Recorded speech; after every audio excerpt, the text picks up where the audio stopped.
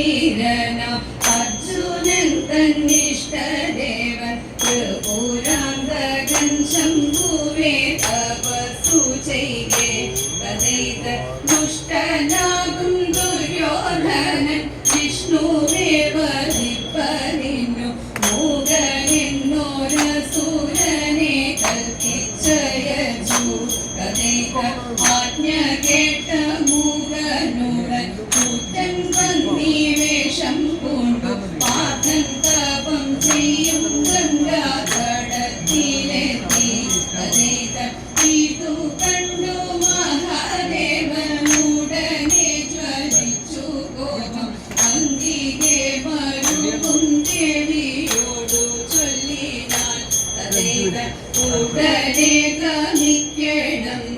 അസുരനെ വധിക്കണം അർജുനൻ തന്വാദം തീർത്തു വരം നൽകണം തദൈത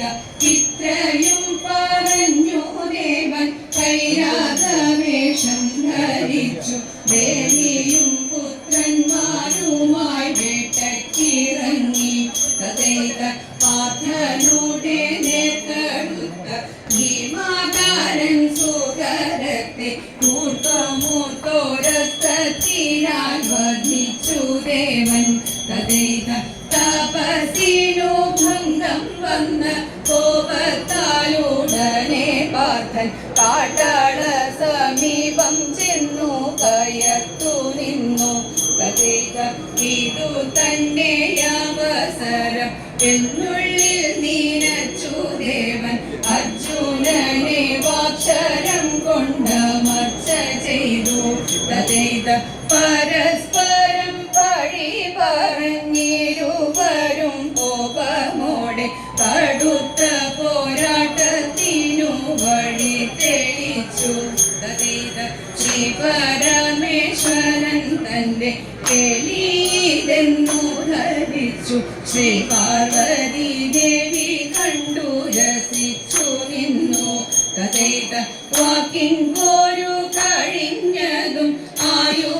ആയുധങ്ങളെടുത്തു കൊണ്ടിരുവരും ഘോരമായ യുദ്ധം തുടങ്ങി തദൈത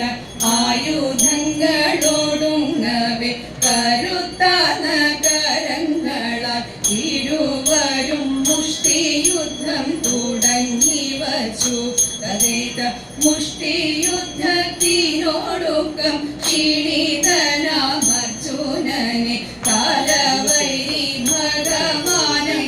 ഭഗവാനെടുത്തെറിഞ്ഞു തദൈത നിലത്തു പതിച്ച പാർത്ഥൻ മണ്ണുകൊണ്ടു ശിവലിംഗം മേനഞ്ഞതിൽ പുഷ്പങ്ങൾ കൊണ്ടർച്ചന ചെയ്തു തദൈത ഭക്തിയോടെ അർപ്പിച്ചൊരു പൂരങ്ങളതൊക്കെയും കാട്ടാളൻ തൻ തലയിൽ കണ്ടത്ഭുതപ്പെട്ടു തദൈത വൃത്തവൈരി പുത്രൻ തന്റെ ഭക്തി കണ്ടു പ്രീതനായി മുക്കണ്ണൻ തൻ സ്വരൂപത്തിൽ പ്രത്യക്ഷനായി തദൈത പാരിയേറ്റം വിക്രമനായി തീർന്നിടുവാൻ വരം നൽകി പാശുപദാസ്ത്രവും നൽകി അനുഗ്രഹിച്ചു തദൈത ഇത്തരത്തിൽ ഭക്തരുടെ കഷ്ടതകൾ മാറ്റിയിടുന്ന ദേവാദേവ മഹാദേവ കൈവണങ്ങുന്നേ തദൈത ദേവാദേവ മഹാദേവ കൈവണങ്ങുന്നേ തദൈത